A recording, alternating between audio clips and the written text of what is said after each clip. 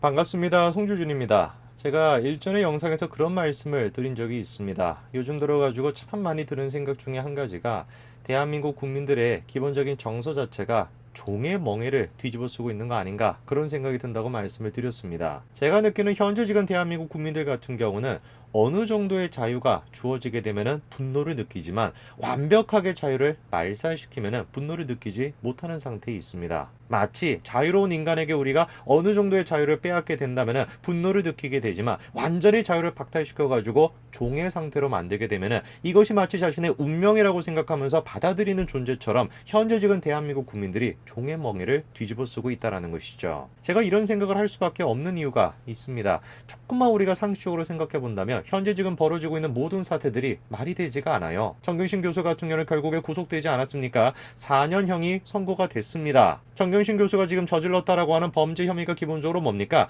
자녀를 불법적으로 그런 식으로 입학시켰다라는 것이에요. 만약에 이 사건이 박근혜 정부에서 발생했다라고 한다면 어떻게 흘러갔을까요? 정경심 교수는 적어도 재판까지는 받을 수 있었던 거 아닙니까? 그런데 박근혜 정부 당시에는 재판조차도 아마 불가능했을 거예요. 재판이 시작되기 전에 진작에 지금 국민들이 다 강화문 광장을 갖다가 가득 메워가지고 저 사람을 갖다 끌어내야 된다, 탄핵시켜야 된다 그렇게 주장하지 않았겠습니까? 실제로 그렇게 주장을 했었고 누가 더 잘못을 더 많이 했는가 그거를 따지는 것 자체가 우스운 일이겠지만 그거를 우리가 따져본다라고 한다면 감히 누가 박근혜 정부 당시에 발생했던 비리의 그런 식의 문제가 문재인 정부보다 더 심했다라고 얘기할 수 있겠습니까? 드러나 있는 범죄, 현재 지금 재판이 진행되고 있는 범죄만 보더라도 문재인 정부가 심하면 심했지 결코 적지가 않습니다. 그럼에도 불구하고 국민들은 분노를 느끼고 있지 않아요. 메르스 때 최대한 국민들의 자유가 지켜졌습니다. 거리 두기를 명목으로 해가지고 개인의 자유가 이런 식으로 침해될 수 있다는 걸 결코 우리는 박근혜 정부 당시에 경험해 볼 수가 없었어요. 그러나 지금은 어떻습니까? 거리 두기다, 거리 두기 2.5단계다, 2.8단계다, 2.9단계다 무슨 단계가 나올지도 모르겠습니다. 그 거리 두기를 명분으로 해가지고 기꺼이 개인의 자유들을 완벽하게 지금 침해하고 있지 않습니까? 왜 도대체 그런데 국민들은 박근혜 정부 당시에는 분노를 했고 문재인 정부는 분노를 안 할까요? 제가 생각했던 한 가지밖에 없는 것이죠. 강도의 차이가 바로 차이를 만들어내는 것이구나. 현재 지금 대한민국 국민들 같은 경우는 완벽하게 자유를 박탈시키게 된다면 그것이 마치 자신의 운명인 양 받아들이게 되고 조금만 박탈시키게 되면 분노를 느끼는구나. 한마디로 종의 멍에를 뒤집어 쓰고 있구나. 그렇게밖에 제가 생각할 수가 없습니다. 저는 지금 일련의 사건들을 바라보면서 그런 생각이 들었습니다. 박근혜 정부 당시에 그렇게 마녀로 몰리면서 끊임없이 돌팔매질에 당했던 정유라 씨. 그 정유라 씨가 현재 문재인 정권에서 벌어지고 있는 사태를 봤을 때 과연 무슨 생각을 할까? 오늘 저는 영상을 통해서 정유라 씨에 대한 내용과 그리고 현재 문재인 정권에서 발생하고 있는 일 두 가지를 한번 비교시켜 드리고자 합니다. 어떤 내용인지 같이 한번 좀 보시죠. 최근에 전시회와 관련돼 가지고 문제가 생겼던 문주용 씨가 페이스북에 이렇게 써놨습니다. 착각을 하시는 것 같은데 코로나 지원금 1,400만 원이란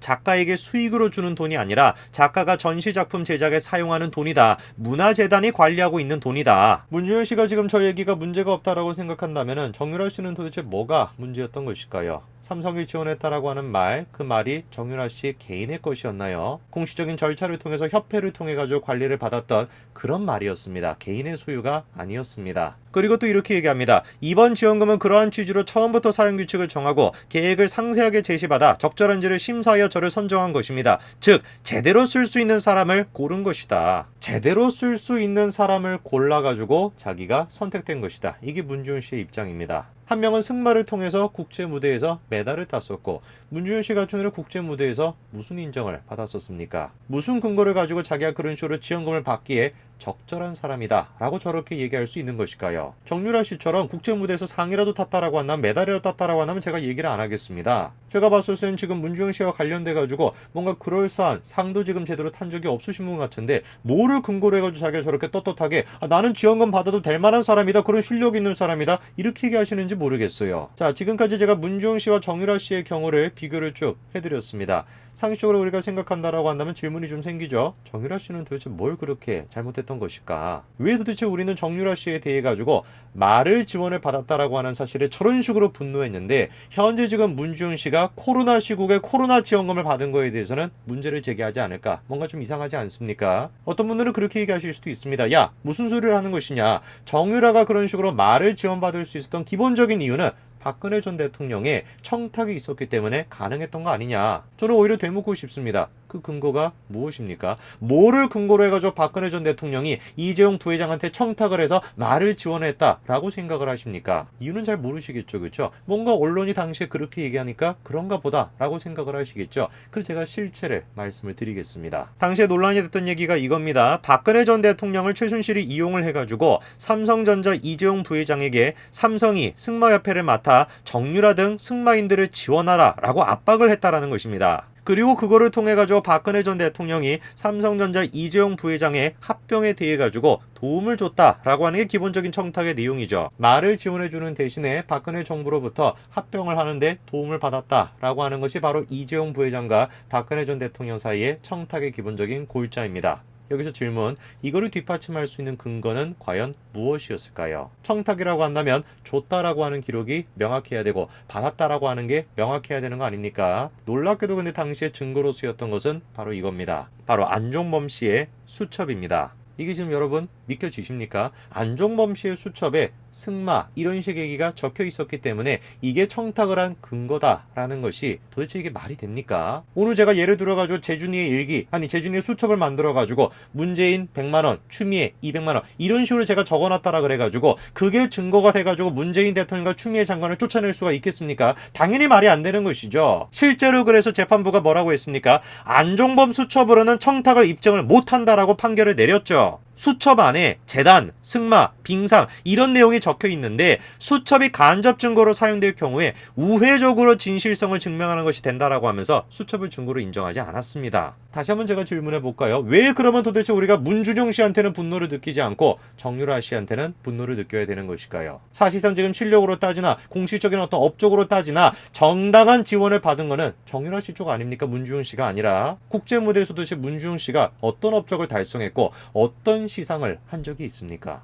정유라 씨는 메달을 땄습니다. 메달을. 그럼에도 불구하고 문준용 씨는 지금 뭐라고 얘기하고 있습니까? 제 작품은 대통령 아들이 아니더라도 예전부터 인정받고 있음. 뭐를 근거로요? 뭐를 근거로 도대체 우리가 그렇게 생각을 해야 되는 겁니까? 대통령의 아들이신 문재인 대통령, 감히 문재인 대통령 아들이신 문준용 씨가 저런 식으로 얘기를 하면은 그냥 그런가 보다 라고 우리가 받아들여야 되는 겁니까? 상식적으로 이성적으로 생각하는 사람이라고 한다면은 대통령의 아들로서 그런 식의 특혜를 받았다라고 생각하는 것이 더 합리적인 거 아닐까요? 적어도 저는 그렇게 생각합니다. 만약에 우리가 정유라라고 하는 한 사람에 대해 가지고 광화문 관자를 가득 메워가지고 재판이 제대로 시작되기 전부터 이미 마녀로 찍혀가지고 다 돌을 던질 정도라고 했었다라고 한다면 문준용 씨 또한 마찬가지로 돌팔매질을 당해야 되는 거 아닌가? 왜 도대체 국민들은 정유라라고 하는 사람한테는 돌을 기꺼이 던졌지만 문준용이라고 하는 사람한테는 돌을 기꺼이 못 던지는 것일까? 정유라 씨가 당시에 어떤 글을 올렸습니까? 능력이 없으면 니네 부모를 원망해라. 있는 우리 부모님 가지고 감나라 배나라 하지 말고 돈도 실력이라는 겁니다.